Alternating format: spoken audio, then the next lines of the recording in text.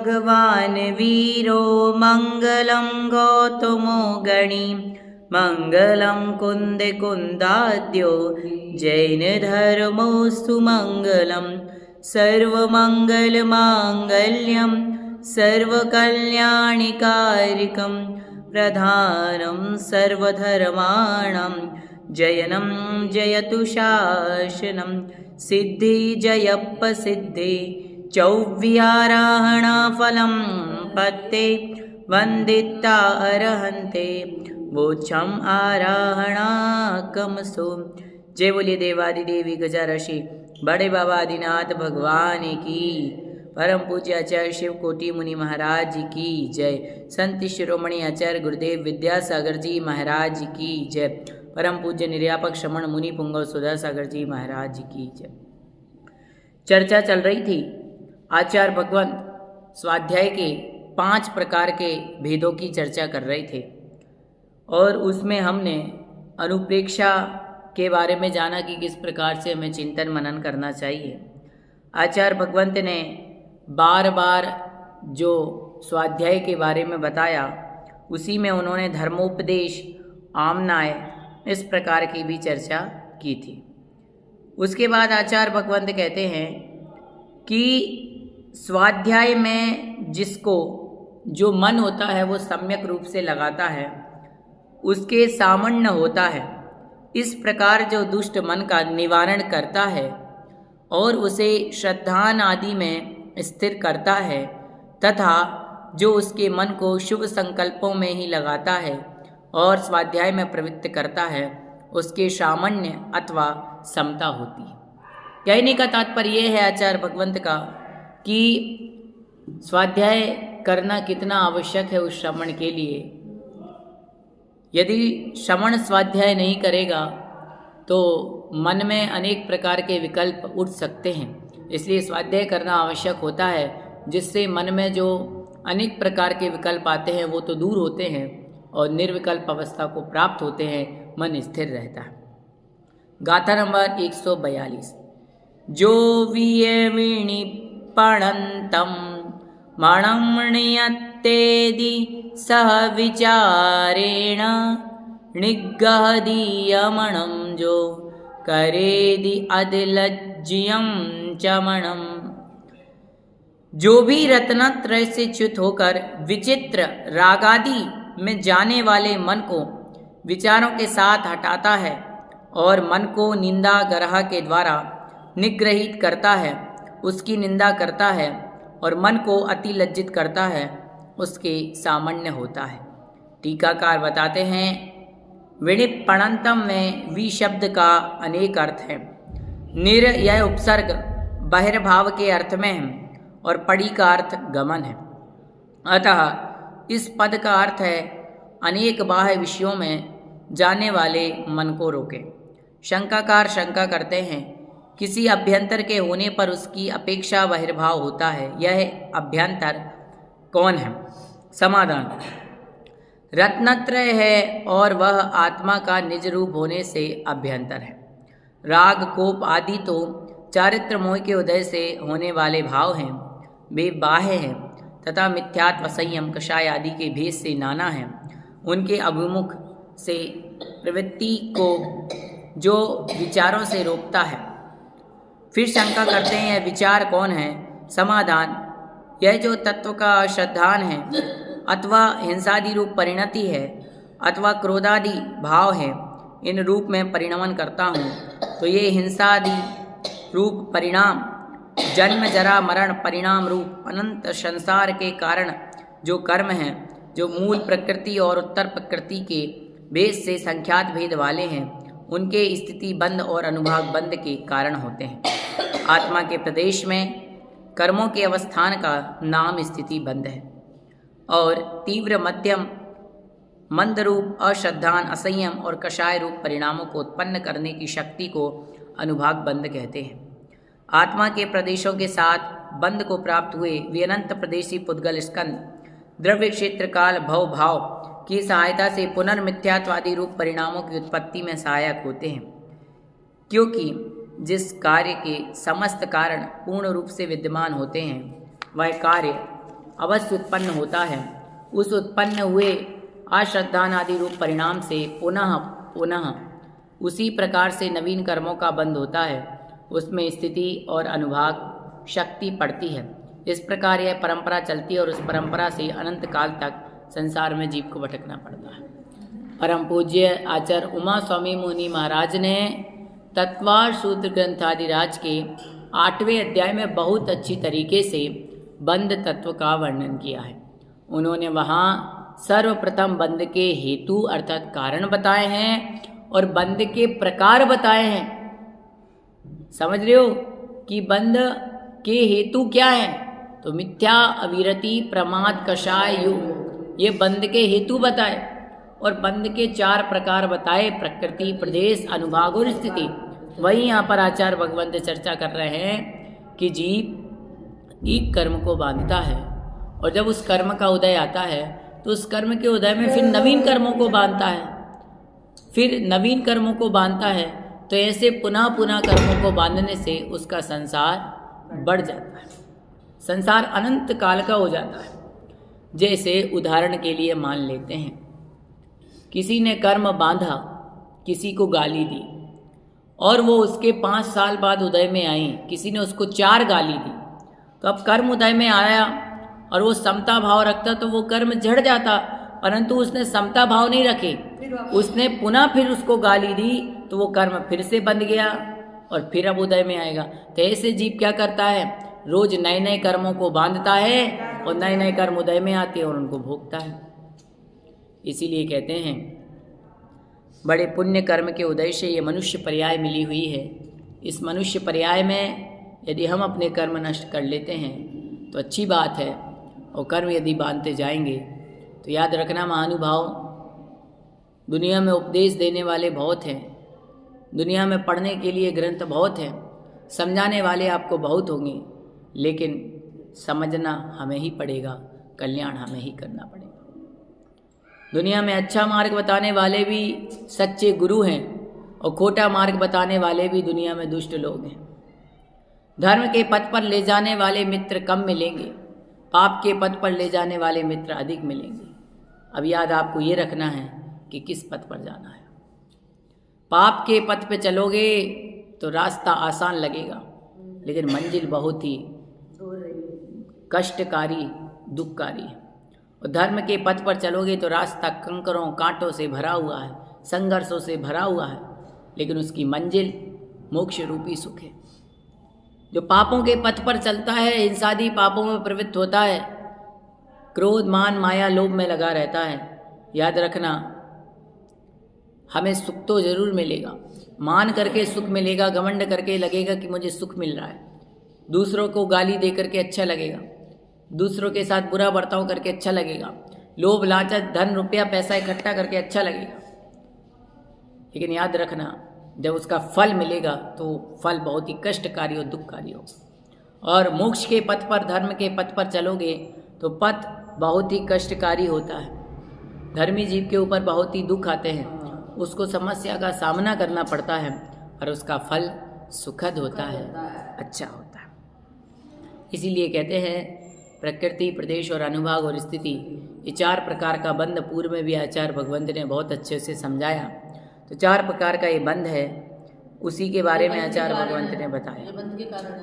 ये बंध है 4 प्रकार का, प्रकृति, प्रदेश, अनुभाग, स्थिति, ये बंध के 4 प्रकार के भेद हैं। और मिथ्यात्व, अविरति, प्रमाद, कषायोग, ये बंध के हेतु हैं। हेतु मतलब होता है कारण। अब बंध के कारण क्या हैं? मिथ्यात्व, अविरति, प्रमाद, कषाय। अब आप क्रोध कषाय करोगे तो कर्मों का बंद होगा कि नहीं, बताइए। लोभ करोगे तो बंद होगा, मान करोगे तो बंद होगा, मायाचारी करोगे तो बंद होगा कि नहीं। अब कर्मों का बंद तो हमारे ही होना है, तो कर्मों को भोगेगा भी कौन? आप बताओ। देखा, याद रखना आचार्य भगवंतों ने कहा है, बड़े से बड़े धीर, वीर, गंभीर महापुरुष जब ये कर्म अपना प्रभाव दिखाते हैं तो उनका भी धैर्य रह जाता है, पड़ा रह जाता है और उन्हें भी क्रोध आ जाता है। मुनिराज, द्वीपायन महामुनिराज, जब उन्हें ये पता चला कि 12 वर्ष में मेरे द्वारा ऐसा होना है, तो द्वारिका नगरी को छोड़ करके तपस्या करने चले गए। लेकिन कर्म का लिखा कौन बदल सकता है। अल्प जीवन भर तपस्या की 12 वर्ष तक, और अंत समय में क्रोध कर लिया तो द्वारिका नगरी को भी नष्ट कर दिया और उन्होंने स्वयं को भी नष्ट कर दिया। समझ रहे हो। इसीलिए अब हमें क्या याद रखना है, इससे हमारे लिए क्या सीखना चाहिए। भगवान नेमिनाथ के समय की चर्चा है ये। नेमिनाथ भगवान के समय की चर्चा है। हाँ, तो अब बताइए, भगवान नेमिनाथ संसार को छोड़ करके चले गए, और वहीं उसी समय अनेक लोग होंगे जो संसार के भोगों में फंसे रहे। अनेक लोगों ने भगवान नेमिनाथ के साथ में दीक्षा ले ली। क्यों किया भगवान ने ऐसा? क्या उन पशुओं के लिए? अरे उन पशुओं के तो कर्म थे, तो पशु कट रहे थे।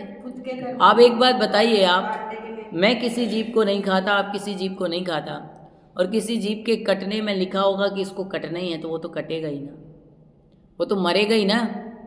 लेकिन हम क्यों मारें? बात ये है, मैं नहीं मारूंगा, मैं निमित्त नहीं बनूंगा, मैं निमित्त कारण नहीं बनूंगा, उसमें मेरे कारण से नहीं मारे जाने चाहिए। किसी ने कहा आपकी शादी होगी तो जीव मरेंगे, तो ऐसी शादी नहीं करना मुझे।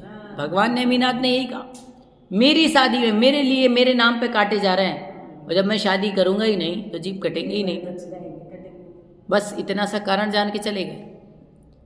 ये भी कहते भैया जीव काटना बंद करो, मैं तो आ रहा हूँ शादी के लिए। लेकिन उनको वैराग्य आ गया कि भगवान, जब आज शादी हुई नहीं है, अभी हुई, होने वाली है, और सोचो जीवों की हिंसा से शादी शुरू हो रही है, तो जीवन में क्या होगा? उन्होंने अपने कर्म काट, बस उन्होंने अपने कर्म काट लिए, वैराग्य आ गया। नीलांजन का नृत्य देखा, नृत्य करते हुए नीलांजना मृत हो गई। सौधर्मेंद्र ने, आदि ने तुरंत दूसरी नृत्यांगना भेज दी, कोई नहीं समझ पाए। भगवान ने अवधि ज्ञान से सब समझ लिया, जाना कि ये संसार तो कैसा है, लोग सबको जाना है, छोड़ करके वैराग्य। किसी को दर्पण दे के विरक्ति, किसी को सफेद बाल देख करके, किसी ने आसमान की ओर बिजली चमकते हुए देखा, किसी ने इंद्रधनुष देखा, किसी ने बुढ़ापा देख करके कर लिया। देखो वैराग्य किसी से भी होता है, किसी का दांत टूट जाए तो भी वैराग्य आ सकता है। आप बताओ, वैराग्य के लिए बहुत तपस्या करनी पड़ती है। वैराग्य के लिए 12 भावना का चिंतन करना पड़ता है। समझ गए? मुनि सकल व्रति बड़ भागी, भव भोगन ते वैरागी, वैराग्य पावन माई, चिंते अनुप्रेक्षा भाई। हे भगवान, आप भगवान से ये कहते क्यों नहीं? भगवान, संसार में किसी को कोई शरण नहीं है, संसार अनित्य है। ये बार बार आप अपनी आत्मा से चिंतन करोगे तो वैराग्य की चिंगारी उत्पन्न होगी। याद रखो, बहुत ज़्यादा वैराग्य करने के लिए, वैराग्य के लिए करना पड़ता है। आप 23 घंटे 20 घंटे गृहस्थी में लगे हो, रिश्तेदारी निभा रहे हो, खाना पीना खा रहे हो, वैराग्य कहाँ से आएगा? शरीर को तो राग रंग में ही मजा आएगा, बताइए। इसीलिए कहते हैं बहुत कठिन है, डगर कठिन है मोक्ष मार्ग की, लेकिन असंभव नहीं है। मोक्ष मार्ग में अनंत जीव जा चुके हैं, सिद्ध बन चुके हैं, मोक्ष जगह। उन्हीं के पथ पर हमें यदि चलना है तो उन्हीं के जैसी तपस्या करनी पड़ेगी। इसीलिए आचार्य भगवंत कहते हैं जो श्रमण होता है वो अपने मन को कभी लज्जित नहीं करता। अब वो लज्जित किस प्रकार से करता है मन को, ये भी देख लो। वो मन में ये सोचता है कि भगवान, मैं आपकी भक्ति में मन नहीं लगा पा रहा हूँ, ममता में मन लगा रहा हूँ, मुझे समता में मन लगाना है, तो अपने आप समता आ जाती है। याद रखना, कई ऐसे महामुनिराज हुए जिनको कैसे कैसे वैराग्य शास्त्रों में आया उसका वर्णन है।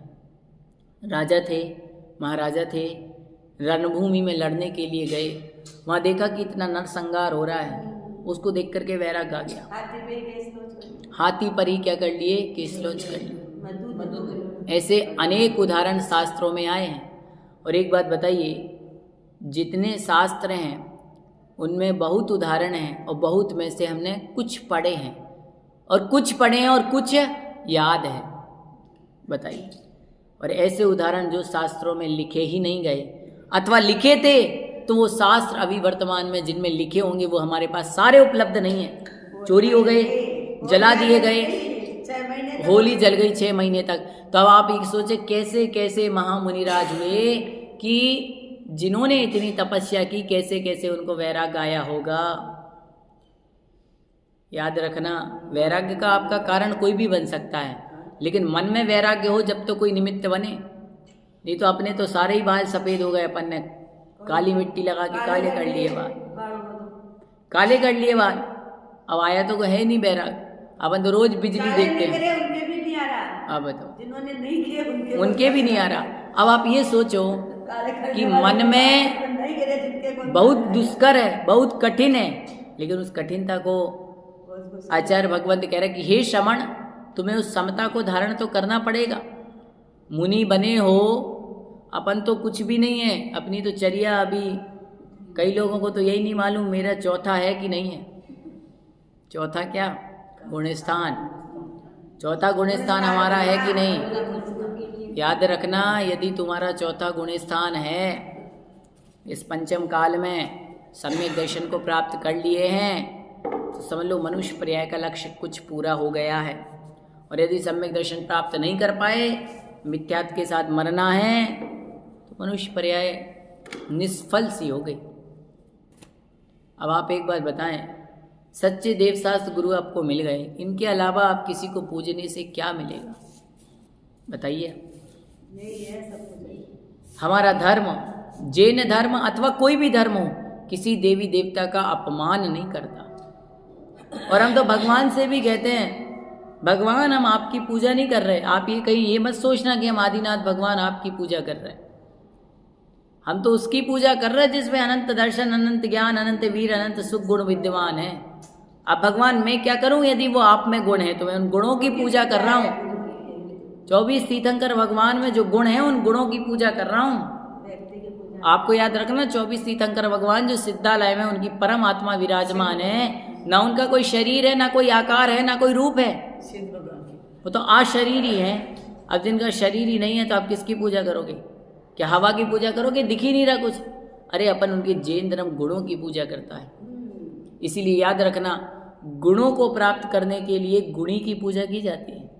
वंदे तद्गुण लब्धे, ये आचार्य उमा स्वामी मुनि महाराज ने मंगलाचरण में ही कहा है तत्वासूत के, कि आपके गुणों की प्राप्ति के लिए भगवान मैं आपको नमस्कार कर रहा हूं।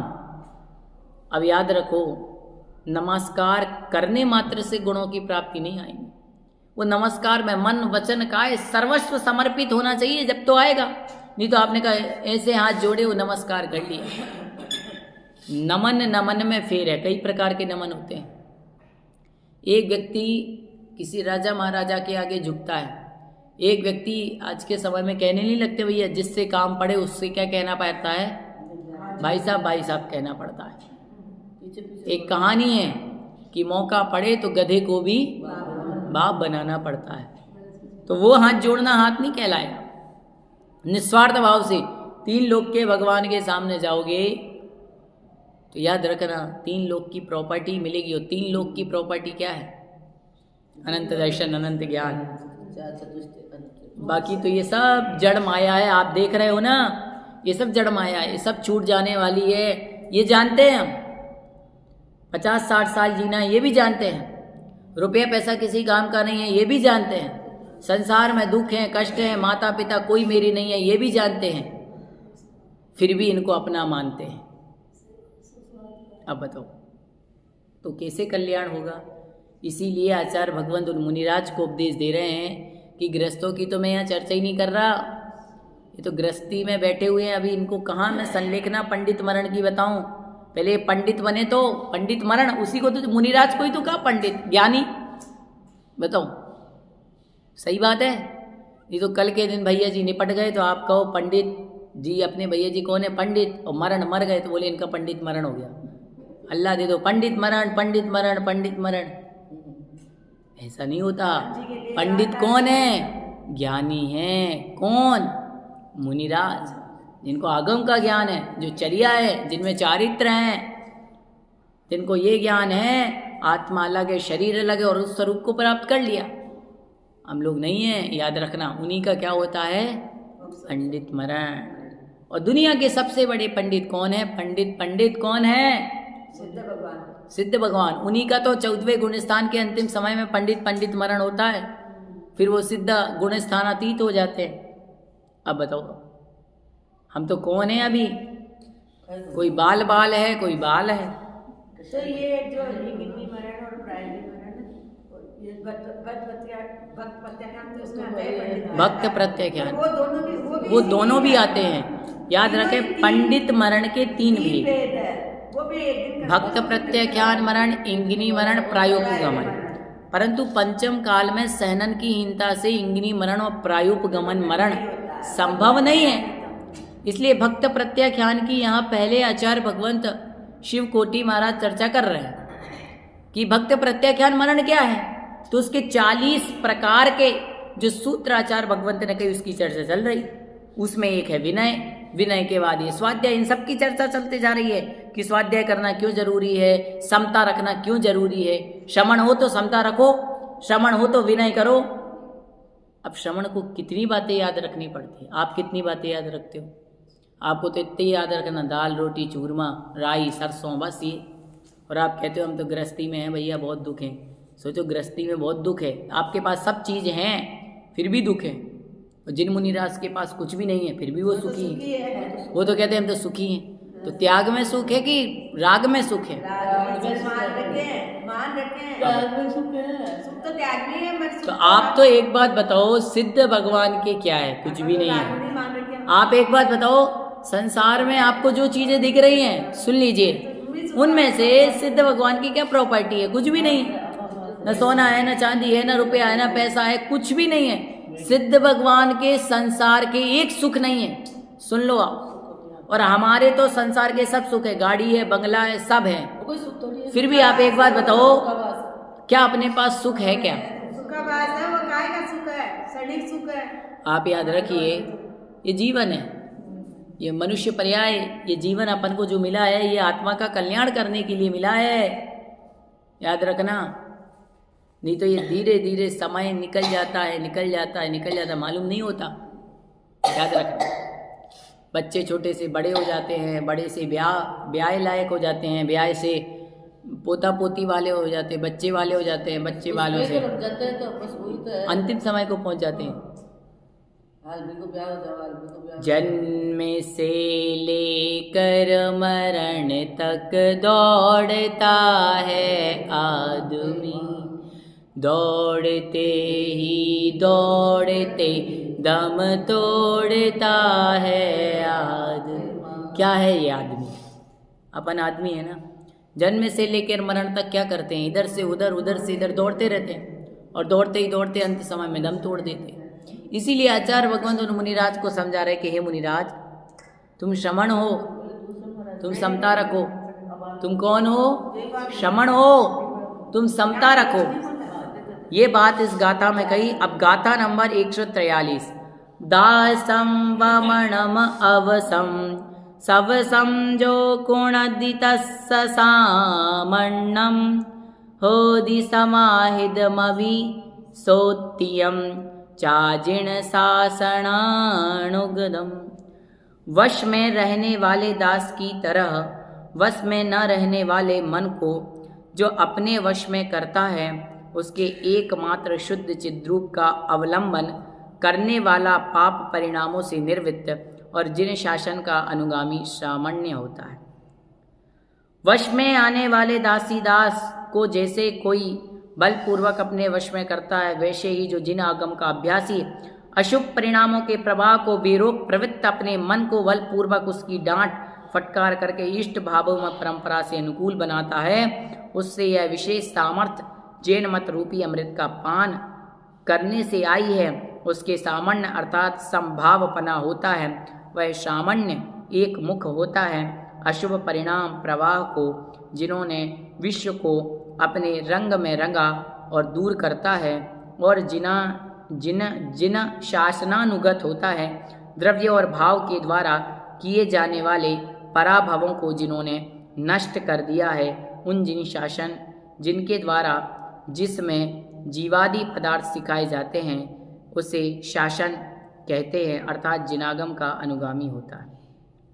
आचार्य भगवंत यहाँ क्या बता रहे हैं कि जैसे कि किसी के घर में कोई नौकर चाकर दास दासी आदि होते हैं तो आप उनको बलपूर्वक अपने वश में करते हो। धन का बल हो, ताकत का बल हो, किसी का भी बल दिखा करके भैया काम अच्छे से होना चाहिए तो डर करके काम करता है। वैसे ये मन भी क्या है, चंचल है, इसको भी डांट करके जिनागम की डांट से इसको विषयों में नहीं जाने देना। मन तो अपनी मर्जी से कहीं नहीं जाएगा, किसकी मर्जी से जाएगा? अच्छा एक बात बताओ, अपन अभी एक बार मुनिराज की चर्चा नहीं करते, वो तो बहुत महान हैं, उनने तो कर लिया सब कुछ।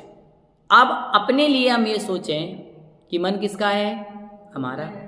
मन किसका है? हमारा।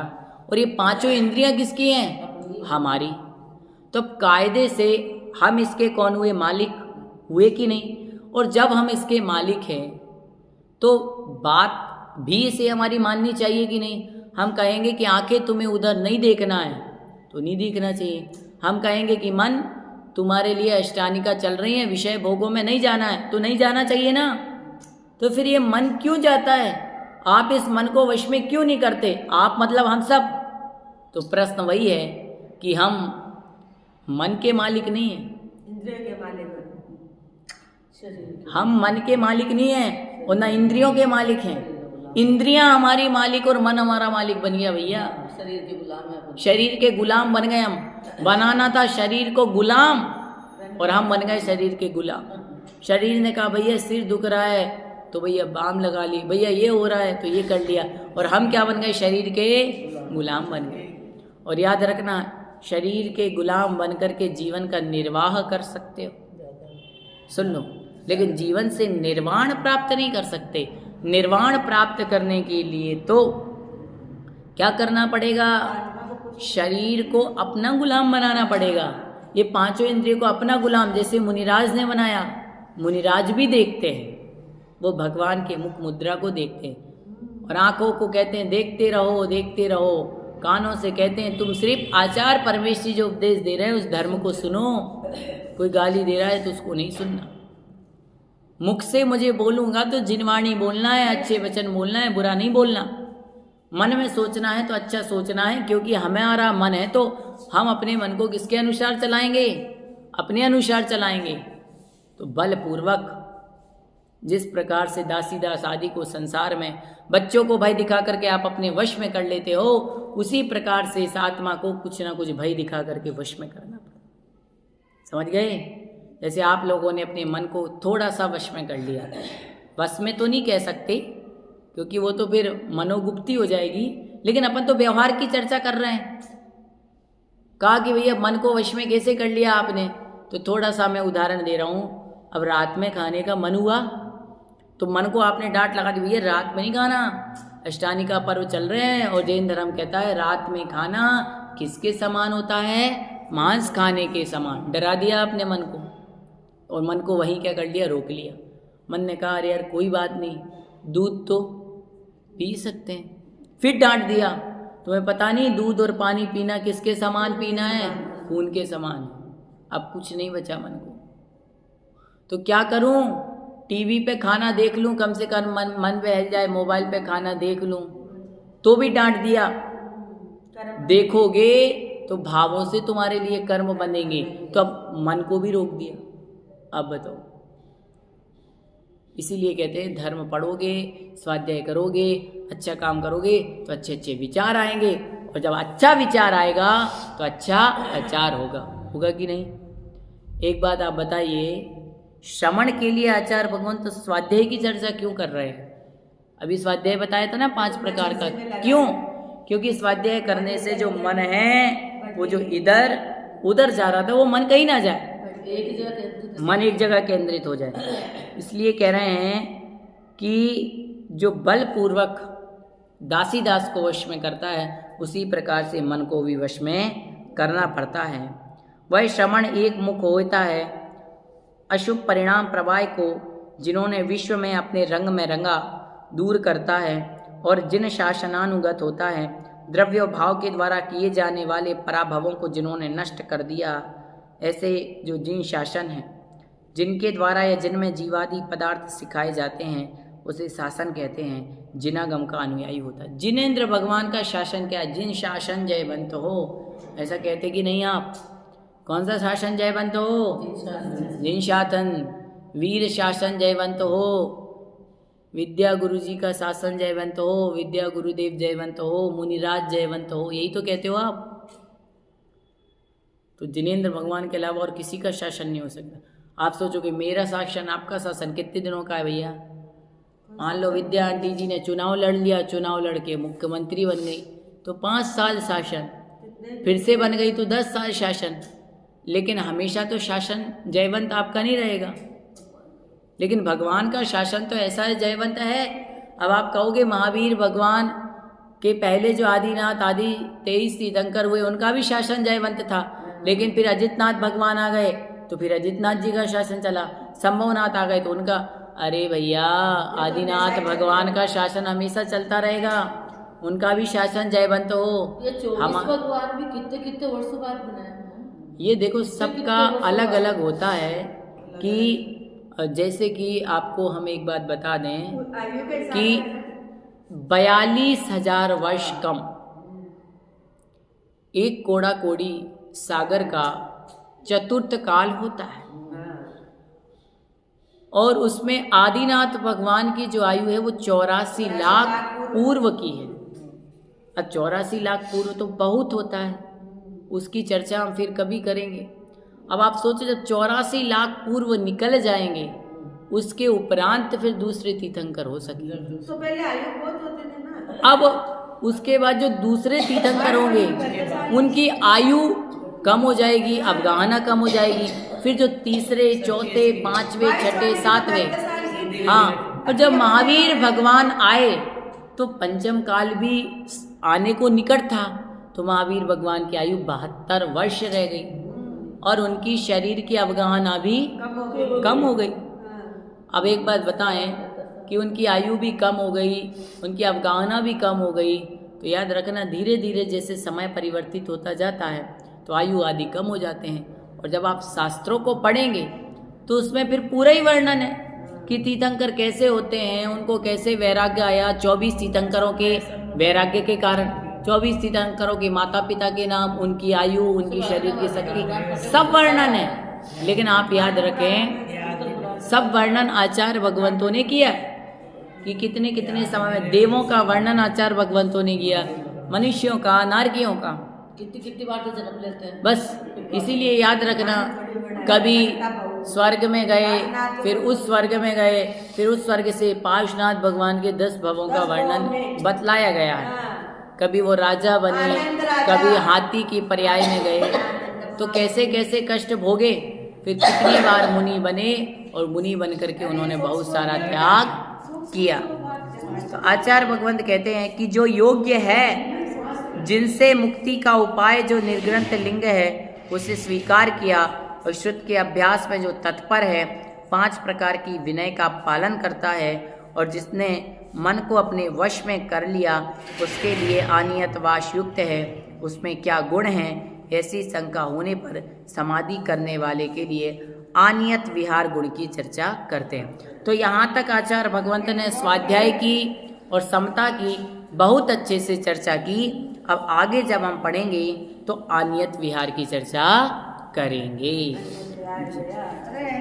जिन वाणी के ज्ञान से सूझे लोक लो